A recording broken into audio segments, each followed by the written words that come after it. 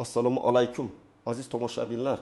Bugun men siz bilan juda ham muhim, hayotiy ahamiyatga ega bo'lgan va har biringizga bevosita ta'sir qiladigan bir mavzuni muhokama qilmoqchiman. So'nggi paytlarda internetda kartaga pul o'tkazmalariga 23% soliq solinadi degan xabarlar ko'paydi. Bu xabar qanchalik haqiqatga yaqin? Kim haqiqatan ham soliq to'lash kerak va kimga bu qoida umuman ta'sir qilmaydi? Eng muhimi, agar sizdan adashib soliq undirilsa, pullaringizni qanday qilib qaytarib olishingiz mumkin?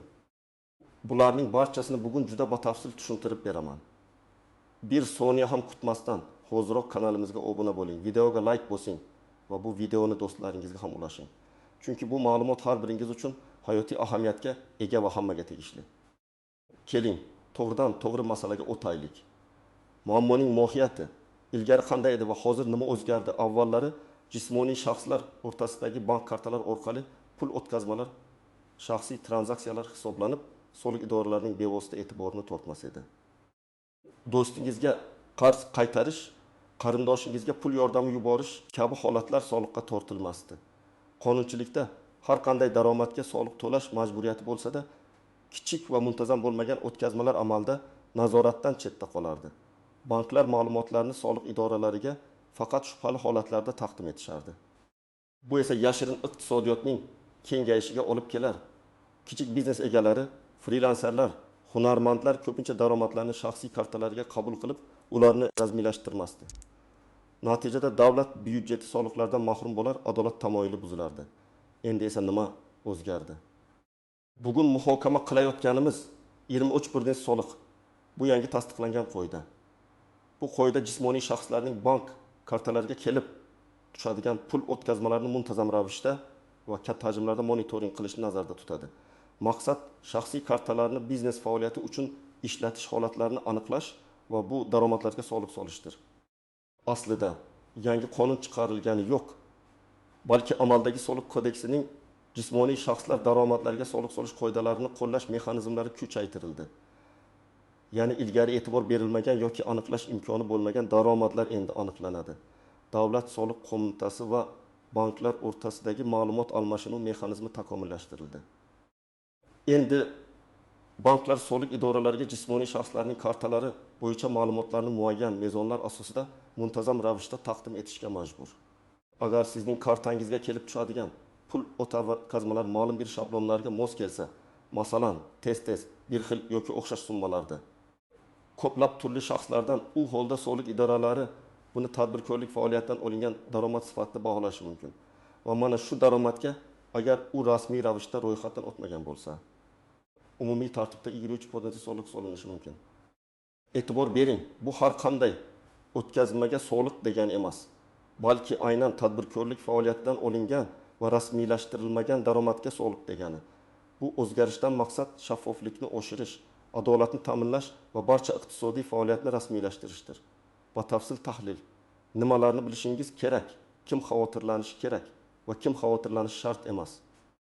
Keling endi eng muhim qismga o'tamiz. Kim haqiqatan ham xavotirlanishi kerak va kim bu yangi qoidalardan qo'rqmasligi mumkin? Bu savolga javob berish uchun pul o'tkazmalarining xarakterini tushunishimiz kerak. Kim xavotirlanishi kerak? Asosan, o'z shaxsiy bank kartasini biznes faoliyati uchun ishlatayotgan, ammo rasmiy ro'yxatdan o'tmagan yoki daromadlarni to'liq deklaratsiya qilmayotgan shaxslar xavotirlanishi kerak. Soliq idoralari kartangizdagi tranzaksiyalarni tahlil qilishda quyidagi mezonlarga e'tibor beradi. O'tkazmalarning chastotasi. Agar kartangizga kuniga, haftasiga yoki oyiga muntazam ravishda ko'plab pul o'tkazmalari kelib tushsa, masalan, kuniga 5-10 martadan ko'p 2. O'tkazmalarning miqdori. Har bir o'tkazma kichik bo'lishi mumkin. Masalan, 50 ming so'm, 50 ming so'm.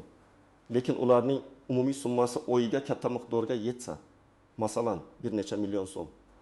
Yuboruvchilarning soni va turliligi agar pul bir nechta turli shaxslardan doimiy ravishda kelib tursa.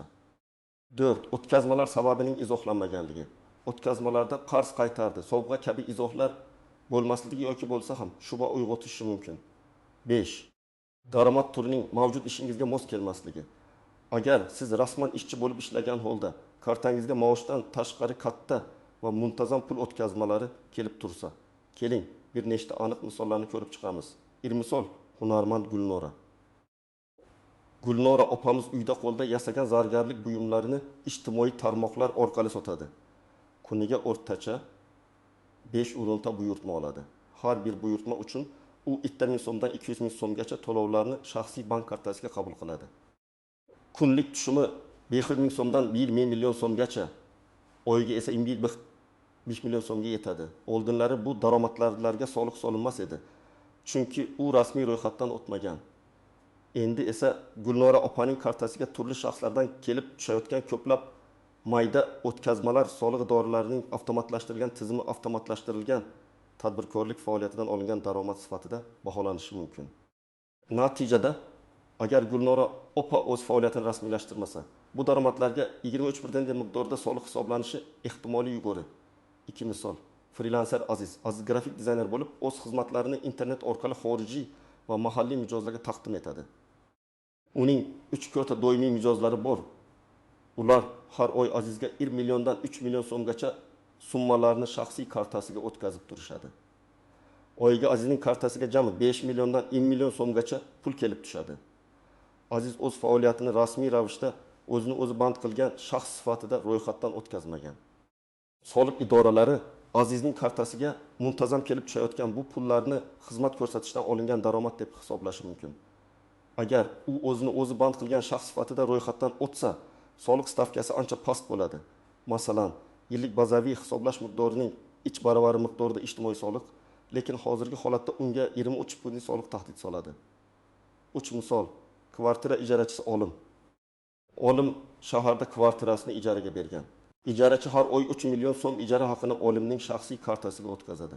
Olim ijara shartnomasini soliq idoralarida ro'yxatdan o'tkazmagan va ijara daromadidan soliq to'lamaydi. Har oy bir xil summaning bir shaxsdan kelib tushishi ham soliq idoralarining e'tiborini tortishi mumkin. Bu ham tadbirkorlik faoliyati, ya'ni mol-mulkni ijaraga berishdan olingan daromad hisoblanadi va tegishli soliqqa tortilishi kerak. Kim xavotirlanishi shart emas. Har qanday pul o'tkazmasi ham soliqqa tortilmaydi. Soliq idoralari shaxsiy xarakterga ega bo'lgan o'tkazmalarni soliqqa tortmaydi. Xavotirlanishi shart bo'lmagan holatlar quyidagilar. 1. Oilaviy o'tkazmalar. Ota-onadan farzandlarga, aka-ukalardan opa-singillarga turmush o'rtoqlar o'rtasida pul o'tkazish. Masalan, ota-ona talaba farzandiga har oy o'qish va yashash xarajatlari uchun pul o'tkazsa, bu shaxsiy yordam hisoblanadi va soliqqa tortilmaydi. 2. Shaxsiy qarzni qaytarish. Agar siz do'stingizga yoki qarindoshingizga qarz bergan bo'lsangiz va u pulni sizning kartangizga qaytarsa, bu soliqqa tortilmaydi. Lekin bu holatni isbotlash uchun dalillar, qarz berganingiz haqidagi kvitansiya, chatdagi yozishmalar, qarz tilxati yoki bank o'tkazmasi izohida qarz berildi deb ko'rsatilgani bo'lishi kerak. 3. Sovg'alar va yutuqlar. Agar sizga tug'ilgan kuningizga yoki boshqa bayram munosabati bilan do'stlaringiz yoki qarindoshlaringiz pul sovg'a qilsa, bu ham soliqqa tortilmaydi. Faqatgina bu sovg'alar muntazam, katta hajmlarda va turli shaxslardan bo'lmasligi kerak. Dard, maosh, pensiya, nafaqalar. Ushbu to'lovlar ish beruvchi yoki davlat tomonidan amalga oshiriladi va ulardan soliqlar allaqachon ushlab qo'lingan bo'ladi yoki ular soliqdan ozod qilingan. Mol-mulk sotishdan olingan daromad. Masalan, siz shaxsiy avtomobilingizni yoki ko'chmas mulkingizni sotsangiz, ma'lum shartlar asosida bu daromad soliqqa tortiladi. Mulk egaligidagi muddatga qarab, lekin bu ham 23% umumiy daromad solig'idan farq qiladi. Bu shaxsiy mulkni sotishdan olingan daromad hisoblanadi va muntazam tadbirkorlik faoliyati emas.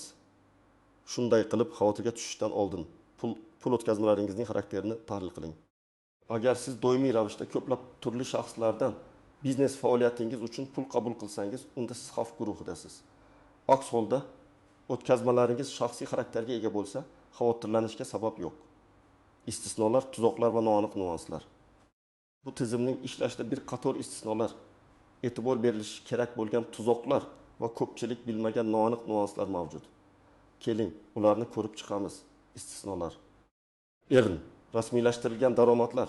Agar siz yakka tartibdagi tadbirkor yoki o'zini o'zi band qilgan shaxs sifatida ro'yxatdan o'tgan bo'lsangiz va daromadlarni belgilangan tartibda deklaratsiya qilib, tegishli soliqlarni to'lab kelsangiz, u holda kartangizga kelib tushgan bu pullar 23% qo'shimcha soliqqa tortilmaydi.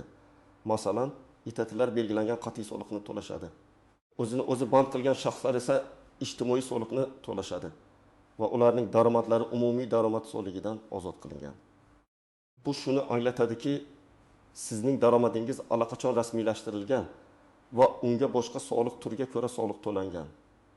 Bu eng muhim istisno, chunki tizimning maqsadi daromadlarni yashirishning oldini olish va iqtisodiyotni shaffoflashtirishdir.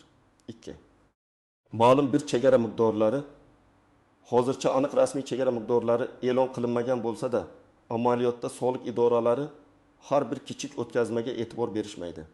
Ular katta hajmdagi yoki juda muntazam bo'lgan o'tkazmalar zanjirini tahlil qilishadi.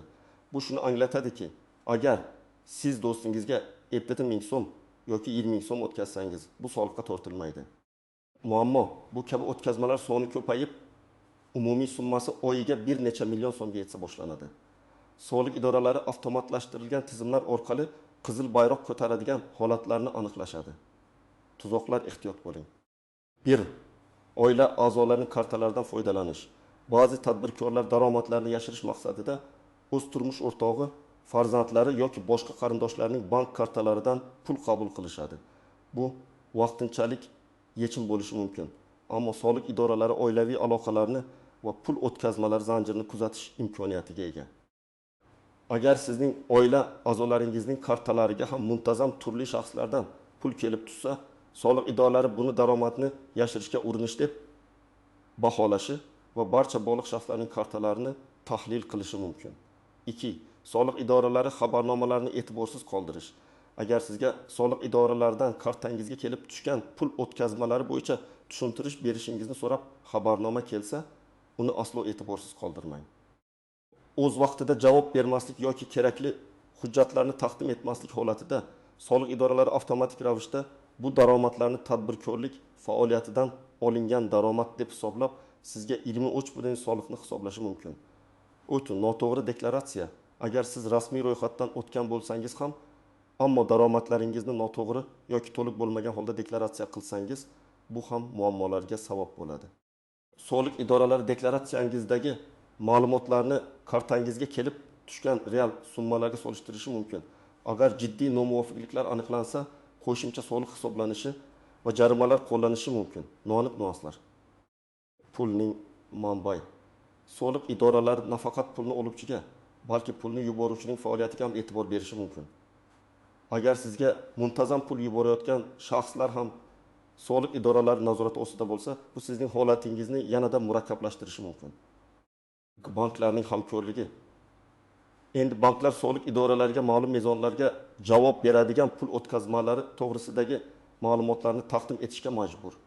Bu ma'lumotlar avtomatlashtirilgan tarzda almashinadi va soliq idoralarining kartangizdagi harakatlarni kuzatishini osonlashtiradi. Kelajakdagi o'zgarishlar bu boshlanishi davlat iqtisodiyotini shaffoflashtirish va soliq bazasini kengaytirish borasida doimiy ish olib boradi. Kelajakda monitoring mexanizmlari yanada takomillashtirilishi, yangi qoidalar joriy etilishi va soliqqa tortish bazasi kengaytirilishi mumkin. Shuning uchun qonunchilikdagi o'zgarishlardan xabardor bo'lish muhimdir. Amaliy maslahatlar tomoshabin nima qilish kerak? Xo'sh, bu holatda siz nima qilishingiz kerak? Qanday qilib o'zingizni himoya qilasiz? Moliyaviy barqarorligingizni saqlab qolasiz va ortiqcha xavotirlardan qochasiz. Mana sizga aniq va amaliy ko'rsatmalar. Tadbirkorlar va frilanserlar uchun rasmiy ravishda ro'yxatdan o'ting. 1. Agar siz biror narsa sotsangiz, xizmat ko'rsatsangiz yoki boshqa tijoriy faoliyat bilan shug'ullansangiz va buning uchun kartangizga pul kelib tushsa, darhol o'zingizni rasmiy ravishda ro'yxatdan o'tkazing. Qayerga murojaat qilish kerak? Davlat xizmatlari markazlariga yoki onlayn davlat xizmatlari portaliga, MyDoku.uz. Qaysi shaklda ro'yxatdan o'tish kerak? Agar faoliyatingiz kichik bo'lsa, o'zini o'zi band qilgan shaxs sifatida ro'yxatdan o'tishning eng yaxshi variant minimal ijtimoiy soliq. Kengroq faoliyat uchun yakka tartibdagi tadbirkor IT sifatida ro'yxatdan o'tishni ko'rib chiqing. Hujjatlar asosan pasport va ariza talab etiladi. 2. Biznes uchun alohida karta bar hisob oching. Shaxsiy kartangizni biznes tranzaksiyalari uchun ishlatishni to'xtating. Tijoriy faoliyat uchun alohida bank hisob varag'i yoki korporativ karta oching. Bu sizning shaxsiy va biznes moliyangizni ajratishga yordam beradi. 3. Kassa cheklari, hisob fakturalar bering. Imkon qadar mijozlaringizga to'lovlarni tasdiqlovchi kassa cheklari yoki hisob fakturalar bering.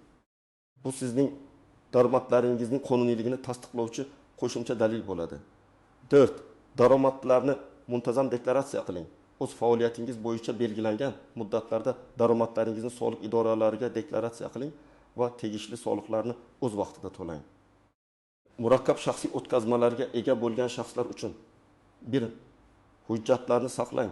Agar siz kimdandir katta miqdorda pul olsangiz yoki kimlargadir muntazam pul o'tkazsangiz, bu o'tkazmalarning sababini tasdiqlovchi hujjatlarni saqlang. Qarz berish qaytarish, qarz tilxati, notarial tasdiqlangan qarz shartnomasi, chatdagi yozishmalar. Eng ishonchli usul qarz berayotganda ham bank o'tkazmasidan foydalanish va izohda qarz berildi deb ko'rsatish. Sovg'alar, katta miqdordagi sovg'alar uchun oddiy yozma shartnoma ham foydali bo'lishi mumkin. Mol-mulk sotish shartnomalari, kvitansiyalar, mulk hujjatlari va boshqa dalillarni saqlang. 2. Izoh qoldiring.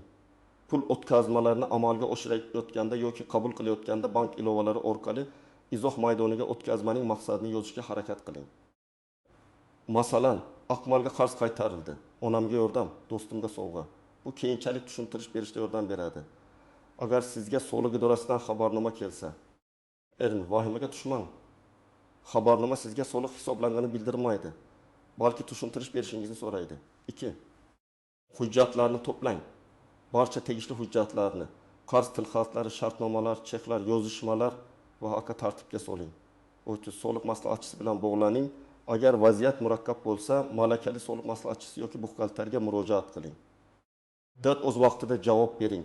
Soliq idorasi tomonidan belgilangan muddat ichida javob xatini yoki tushuntirishni taqdim eting. Muddatni o'tkazib yubormang. 5. Adashib soliq undirilgan bo'lsa, pulni qanday qaytarish kerak?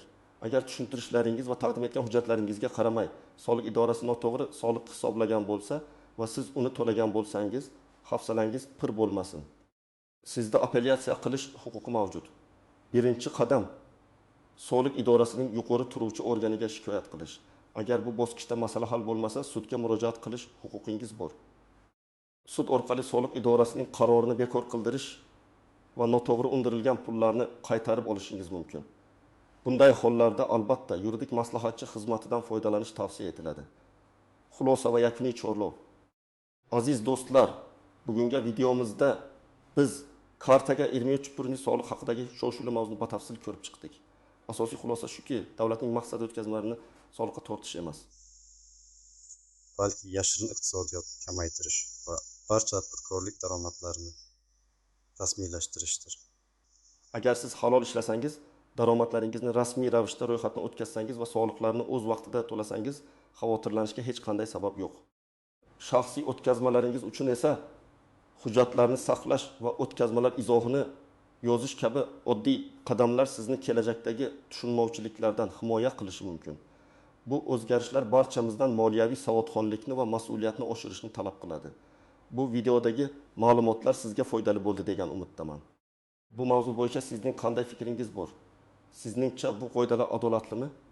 O'z fikrlaringizni va savollaringizni izohlarda yozib qoldiring. Videoni do'stlaringizga ham ulashgan. Zero bu ma'lumot ko'pchilikka kerak bo'lishi mumkin. Kanalimizga obuna bo'lib, keyingi foydali video olmaslik uchun qo'ng'iroqcha tugmasini ham bosib qo'ying. E'tiboringiz uchun rahmat. Keyingi videolarda ko'rishguncha.